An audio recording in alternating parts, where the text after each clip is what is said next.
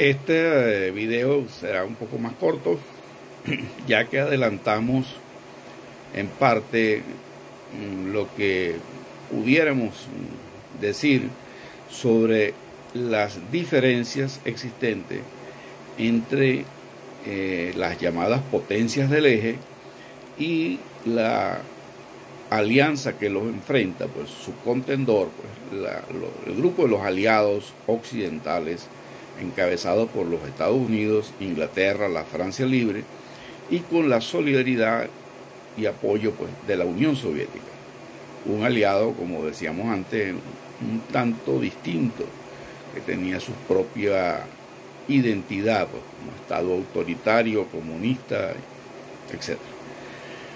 Primero que nada vamos a decir que los del eje, es decir, el grupo que conformaban el Estado fascista italiano, el Estado nazi alemán y el Estado imperial japonés, militarista y expansionista. Ellos tres tenían cierta similitud, decíamos, pues ya explicamos lo de las semejanzas, pero habían diferencias entre ellos. Por ejemplo, es difícil entender cómo un Estado como el Estado nazi, que era profundamente racista y que siempre insistía en la supremacía de los arios, es decir, de una supuesta raza pura, blanca, una raza superior. Incluso hasta hicieron experimentos genéticos en búsqueda pues, de esa supuesta raza superior, a la cual, según ellos, tenían derecho pues, a dominar sobre todos los otros pueblos que consideraban inferiores. No solo a los judíos, sino a los negros, africanos, y a lo que también despreciaban en el fondo a los amarillos, es decir, a los pueblos asiáticos. Entonces, el Estado nazi alemán, un Estado profundamente racista, tenía pues sus diferencias pues, con el Estado italiano. Es decir, se asemejaban en que ambos eran fascistas, totalitarios, partido único, buscaban la erradicación o eliminación de cualquier oposición política, manipulaban a las masas, las encuadraban en grandes actos que los uniformaban. Es decir, la idea era anular, eliminar cualquier signo de individualidad o de espíritu crítico.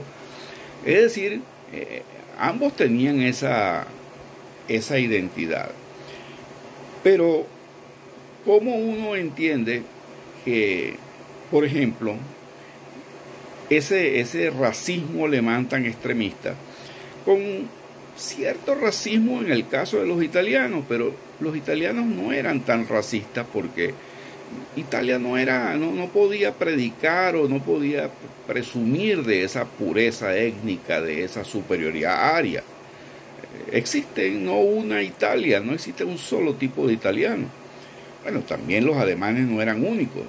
Hay ciertas diferencias entre los alemanes del norte y los alemanes del sur, los alemanes de la zona del Báltico y los alemanes de otras áreas, ¿no? De la frontera con Francia.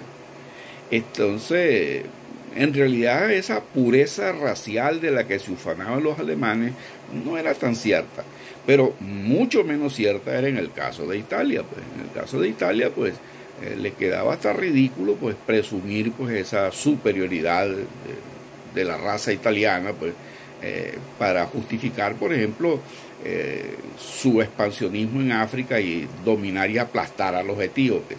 O, por ejemplo, ya en las puertas de la Segunda Guerra Mundial, aplastar la resistencia de Albania y adueñarse del reino de Albania y anexarlo a la Italia fascista como un estado vasallo, en el cual le imponen como rey el rey Humberto de Italia. Era rey de Italia y rey de Albania al mismo tiempo, con el colaboracionismo de cierta parte de las élites de Albania, dicho sea de paso.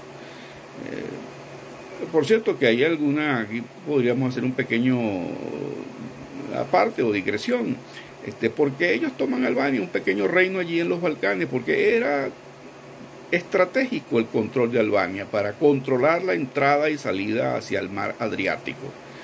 Es decir, el mar Adriático pues, que separa a Italia de los Balcanes, y en el fondo de ese mar pues está el importante puerto de Venecia.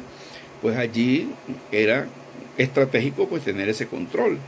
De allí pues que el empeño pues de Mussolini de aplastar la resistencia de Albania y adueñarse del pequeño reino de Albania pues tenía su razón de ser, tenía su explicación.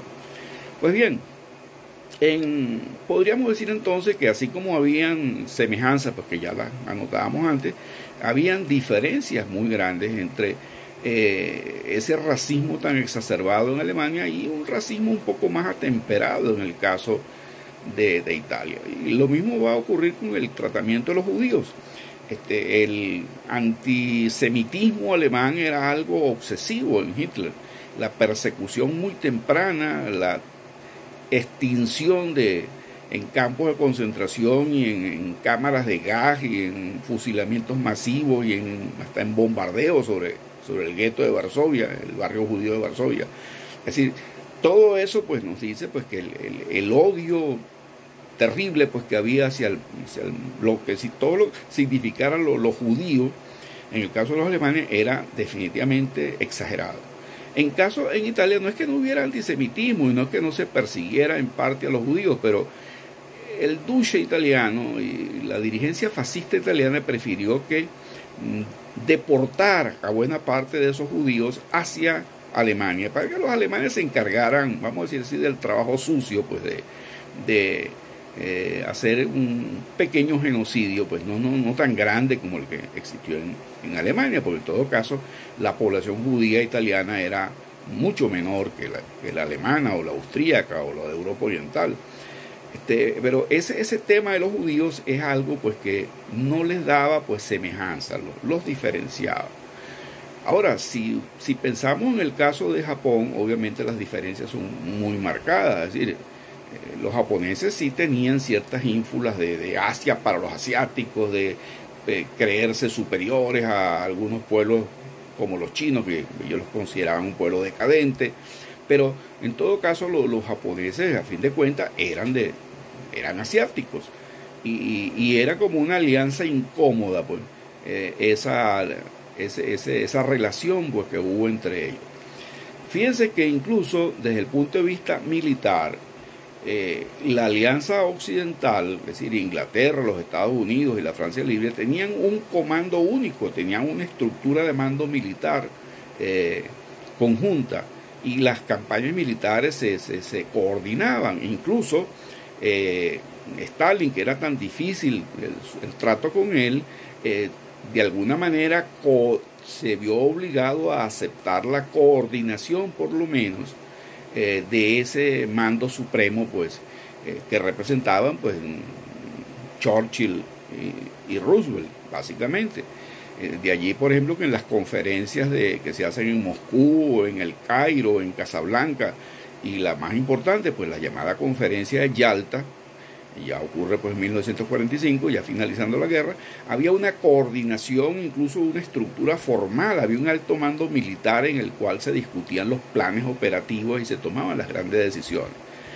Mientras que en el caso de las potencias del eje no tenían esa estructura. Ellos nunca llegaron a esa amalgama pues de tener un mando militar conjunto, un plan militar conjunto, sino que Japón actuó por su lado, Alemania actuó por su lado, e incluso entre Mussolini y Hitler nunca hubo un acuerdo total. Cada uno operaba prácticamente sin una coordinación completa. Esas son parte pues de esas peculiaridades en estas alianzas, tanto pues en el caso de la alianza occidental, pues tanto como de la alianza del eje.